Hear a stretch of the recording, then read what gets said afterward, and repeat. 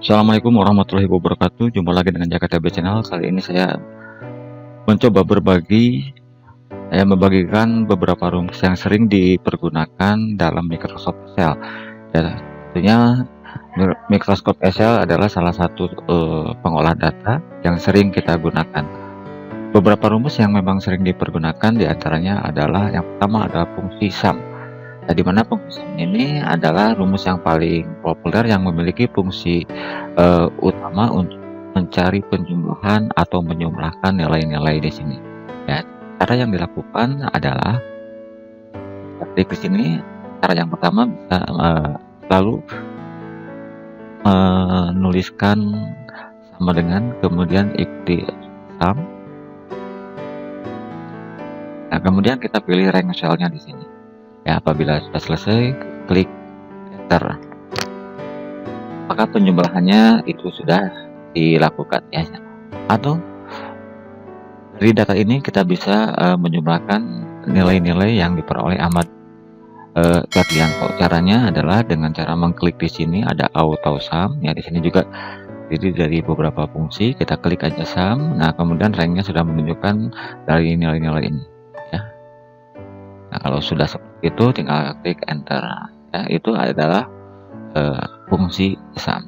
Kemudian fungsi yang kedua adalah average ya. Average artinya kita akan menghitung rata-rata nilai-nilai atau data-data yang ada pada daftar nilai ini ya. Kita menghitung nilai rata-rata. Caranya adalah sama dengan tulis sama dengan, kemudian kita klik average untuk mencari rata-rata. Untuk mencari rata menggunakan klik average. Nah, kemudian pilih rank yang diinginkan atau yang akan diketahui rata-ratanya.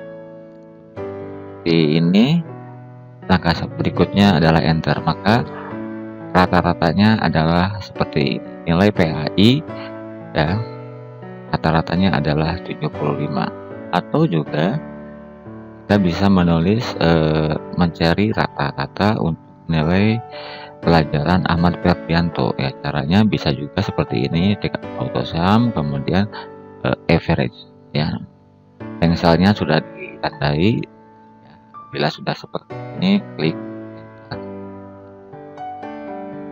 Nah, kemudian rumus yang ketiga yang sering kita pergunakan adalah maksimal. Bagaimana mencari nilai tertinggi dari data-data atau nilai-nilai yang kita miliki. Ini anggap sebagai contoh adalah keseluruhan nilai dari beberapa siswa. Untuk mengetahui nilai PAI tertinggi, nilai berapa, kita menggunakan fungsi max ya. Kita ketik saja max ya, sudah ada. Nah, kemudian kita pilih rank cell yang akan kita cari nilai maksimal. Bila sudah, klik enter, maka didapat nilai tertinggi yaitu 87. Begitu halnya apabila kita ingin memiliki berapa sih nilai tertinggi untuk Ahmad Ferdianto untuk keseluruhan mata pelajaran ya. Caranya kita juga bisa melakukan melalui cara yang ini ya. Klik sum kemudian kita pilih max. Nah, kita lihat rank cell-nya sudah kita tandai, maka langkah selanjutnya adalah itu adalah untuk mencari nilai maksimal atau nilai tertinggi. Berikutnya adalah mencari nilai terendah ya. Kebalikan daripada nilai maksimal. Nilai minimal adalah mencari nilai terendah. Ini datanya ya yang kita punyai. Kemudian kita mencari data terendah dengan mempergunakan fungsi min. Kita ketikkan, jangan lupa selalu ada sama dengan, kemudian kita klik min ya, kita klik ya, kemudian kita cari rank cell yang akan cari nilai terendahnya, kemudian klik ya enter. Didapat nilai terendahnya adalah 50. Begitu pula halnya contoh seperti ini untuk Ahmad Ferdianto. Untuk mencari nilai terendahnya adalah kita klik di sini tanda panah ini, kemudian cari minimal ya, sama dengan min, maka enter ya. Untuk mengcopy keseluruhannya ya tinggal copy saja ke bawah. atau untuk mengetahui nilai terendah seluruh mata pelajaran, kita tinggal klik di bagian samping, maka didapatlah nilai terendah setiap mata pelajaran. Kemudian fungsi berikutnya adalah count, ya, dimana fungsi count ini adalah untuk menghitung jumlah sel dalam suatu rank. Anggap kita mempunyai database adalah seperti ini, ya. Untuk menghitung count cukup dengan mengetik tanda sama dengan, kemudian kita tuliskan count untuk mencari fungsinya. Countnya sudah muncul, kita klik. Nah, kemudian kita cari berapa banyak data yang ada, ya. Kita klik ya, pada value-nya. Berarti keseluruhan data ini mempunyai data-data sebanyak 10, ya. Oke, banyaknya 10. Ya, itu adalah untuk menghitung jumlah sel dalam suatu rank dengan kriteria tertentu. Nah, sedangkan count if, ya.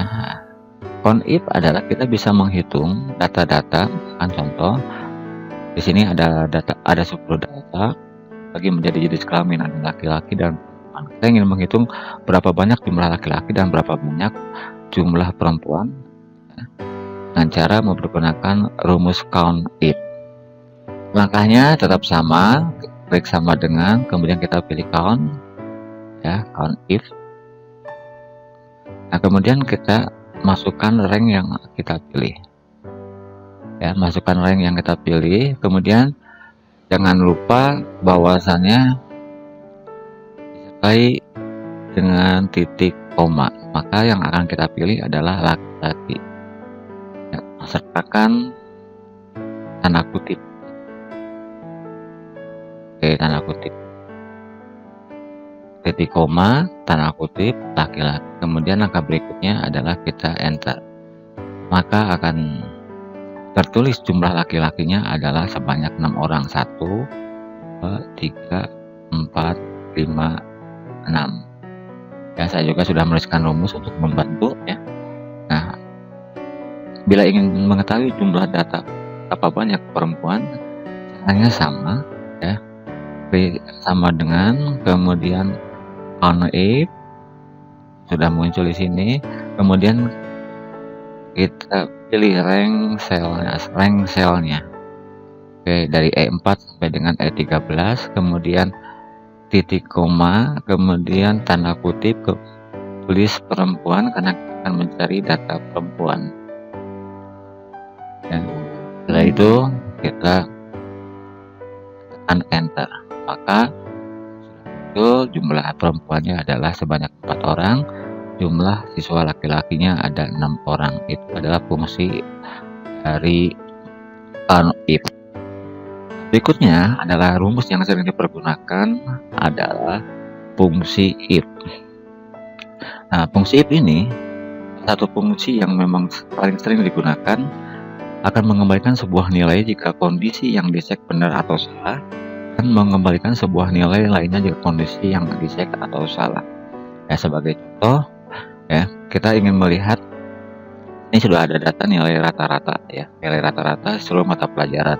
Kita ingin mengetahui berapa banyak siswa yang dinyatakan lulus atau tidak lulus. Kriterianya sudah ada di sini, ya. Apabila lebih dari 75 maka siswa lulus. Jika memiliki nilai rata-rata kurang dari 75 maka tidak lulus. Nah, untuk menghasilkan sesuatu yang otomatis kita mempergunakan fungsi if. Caranya adalah sama dengan, kemudian if, kemudian tekan angkanya L3 sebagai kunci. Kemudian apabila L4 lebih besar atau sama dengan 75, maka titik koma, siswa dinyatakan lulus. Titik koma, ya, kalau tidak berarti anak tidak lulus. Tanda petik lagi, ya. Kemudian angka berikutnya adalah enter. Nah, ini Ini sudah jelas bahwasanya anak nilai rata-ratanya kurang dari 65 karena kriterianya lebih dari 75, anak dinyatakan lulus. Untuk melihat data ke bawahnya tinggal ya, ya. Kita tes aja ini misalkan lulus, kita rendahin dulu nilainya misalkan 20. Oke, karena nilai ratanya di bawah 75 maka tidak lulus. Ya. Nah, kemudian rumus berikutnya adalah yang sering dipergunakan adalah VLOOKUP. Ya, VLOOKUP artinya melihat secara vertikal data-data yang tersedia adalah vertikal ya. Ini adalah data-data yang akan kita isikan ke sini dengan cara melalui fungsi VLOOKUP. Caranya adalah ketik dengan kemudian VLOOKUP. Ya, kemudian masukkan sel sebagainya. Kemudian lanjutkan titik koma dan pilih data-datanya. Oke, kita pilih datanya seperti ini, blok semua. Nah, jangan lupa kita berikan di sini itu tanda dolar supaya terkunci ya, dengan cara Fn F4.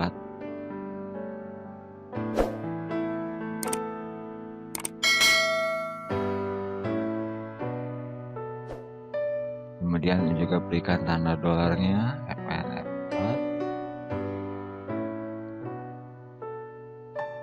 Berikan titik koma, kemudian pilih nilai PAI. Yang PAI itu berada di kolom yang pertama, kedua, ketiga ya, kolom ketiga. Titik koma, kemudian akhiri dengan plus. Oke, klik enter, maka nilai PAI-nya akan muncul. Nah, untuk mengcopy atau memasukkan data nilai PKN, caranya ada dengan cara mengcopy aja. Kita copy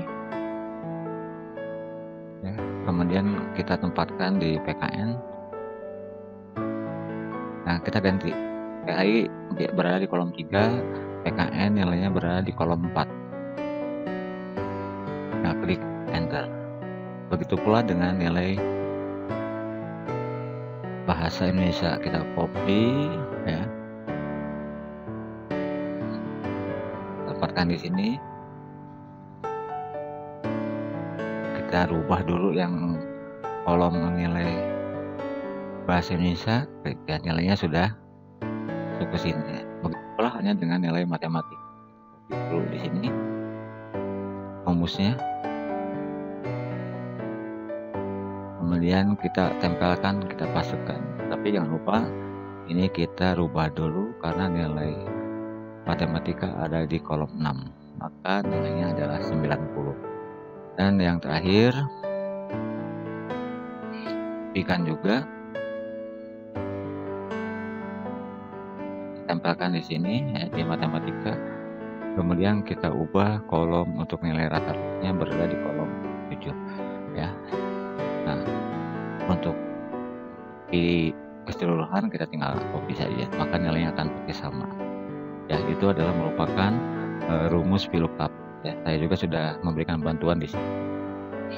Nah, selanjutnya adalah VLOOKUP. VLOOKUP ini datanya adalah secara horizontal ya. Langkahnya sama ya, dengan cara klik sama dengan, kemudian VLOOKUP. Kalau tadi VLOOKUP, ini ya VLOOKUP. Kemudian kita tempatkan selnya sebagai kunci, berikan titik koma, kemudian pilih ranknya. Oke, kita blok. Nah, kalau sudah, jangan lupa berikan tanda dolar dengan cara Fn F4. Ini juga Fn F4. Kemudian titik koma, kemudian tempatkan kita berada di baris keberapa nih, karena itu horizontal kita berada, misalkan nilai PAI ada di baris yang ketiga, koma akhiri dengan plus. Oke ya, nilainya sudah masuk. Langkah berikutnya adalah kita copy untuk mengisi nilai PKN. Kita tempatkan di sini. Kita rubah kolomnya 4. Begitu pula kalau kita ingin mengisi nilai bahasa Indonesia, kita kopikan rumus atau fungsinya, copy, kemudian kita tempatkan di nilai bahasa Indonesia, kemudian kita pastekan ya. Akan tetapi rubah dulu nilainya ya, kolom nilai untuk bahasa Indonesia. Itu pula nilai matematika, kita copy, kita tempatkan di matematika. Oke, kolomnya kita ubah sesuaikan garis yang keberapa. Kemudian nilai rata-ratanya kita kopikan juga rumusnya.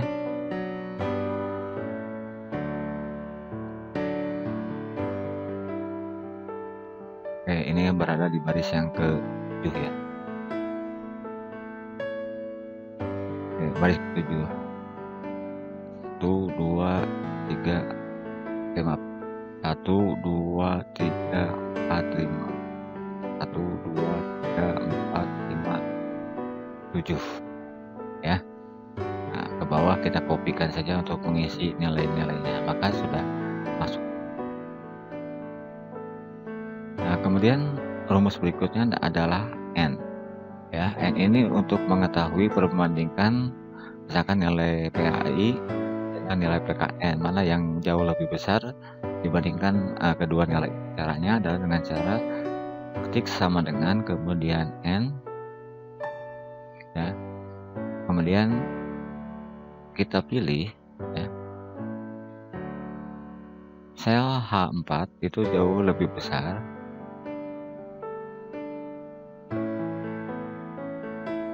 ya, dibandingkan dengan hasilnya adalah seperti ini. Nah, menyatakan bahwa nilai 80 itu lebih besar dibandingkan dengan 76 ya. Kalau kita rubah misalkan ini 50, maka akan salah gitu ya. Itu adalah fungsi N. Nah, kemudian not.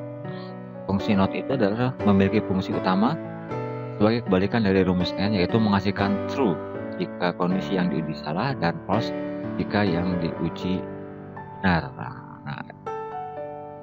kalau not adalah menghasilkan true jika kondisi yang diuji salah dan false jika yang diujikan benar. Caranya adalah sama dengan not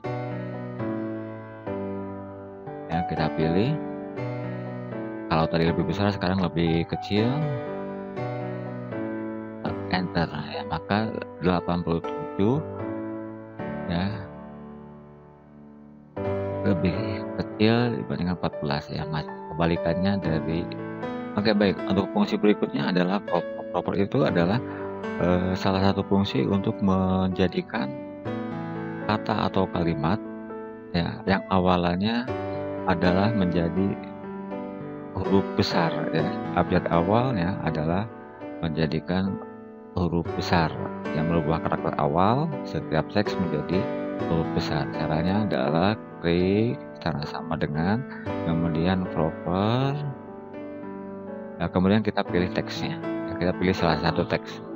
Kita klik. Maka kalau di sini huruf besar semua, maka sekarang setelah menggunakan proper akan berubah menjadi awalannya teksnya menjadi besar. Nah, kemudian rumus berikutnya adalah upper. Kalau upper adalah merubah huruf teks menjadi huruf besar semua. Ya, caranya kalau upper, oke, tadinya huruf kecil semua seperti contoh ini ya, itu akan diubah menjadi huruf besar semua, maka akan berubah menjadi huruf besar semua. Nah, kebalikannya rumus yang digunakan pada Excel adalah lower. Kalau lower berarti merubah huruf teks menjadi huruf kecil. Oke, kita klik sama dengan kemudian lower. Kita pilih salah satu, nah contoh ini, kemudian enter. Maka yang tadinya huruf besar itu akan berubah menjadi huruf kecil semua. Mengkopinya kita tinggal tarik, maka hurufnya akan kecil semua. Oke, itu saja beberapa rumus yang sering dipergunakan di Microsoft. Terima kasih. Assalamualaikum warahmatullahi wabarakatuh.